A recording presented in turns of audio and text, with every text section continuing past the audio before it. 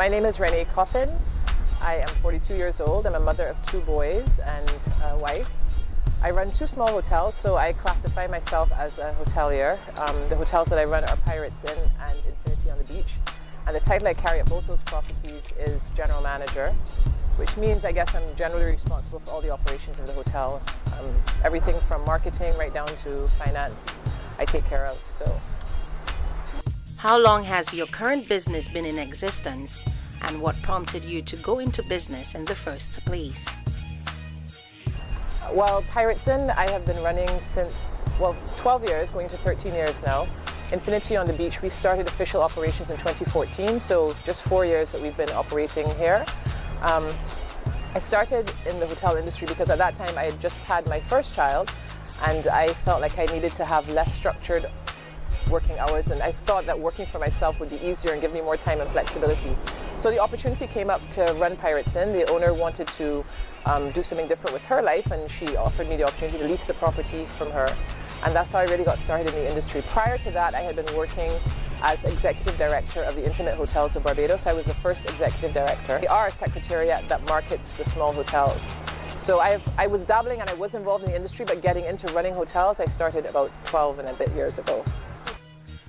What prompted you to go to EGFL for financing, and what impact did this intervention have on your business?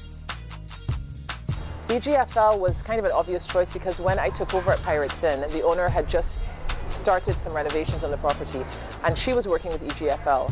So throughout the time I was running Pirates Inn, EGFL was always there as a partner. I had regular contact meetings because I was leasing the business, so they didn't meet with the owner, they actually met with me. And I would have to give updates on the business, how things were going, occupancy, my finances, etc. When the time came that I wanted then to take on this project here at Infinity on the Beach, I had a good relationship with the persons at EGFL. My officer, Rohan Cumberbatch, was the person I had approached and gave him my ideas to what I wanted to do at this property.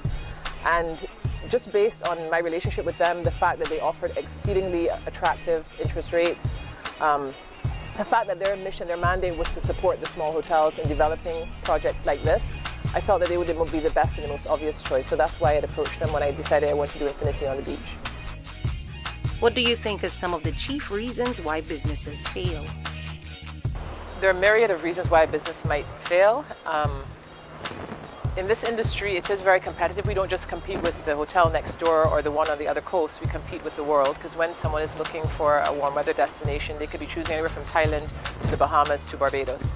And so we always have to ensure that, as I said, we're focused on our fundamentals and delivering the best possible value to our guests.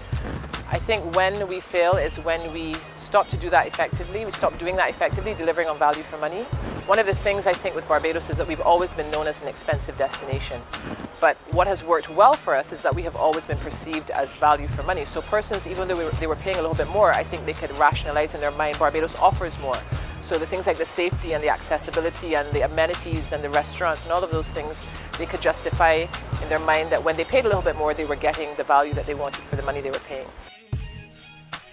What advice would you give to someone who is now starting out on a career path as a business person? I would say to have a strong vision as to what you want to do.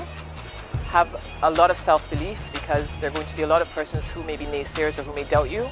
I would say to seek positive relationships and good partners, everywhere from the financial institutions with which you partner, like the EGFL, to the persons that you surround yourself with, the persons who are advising you.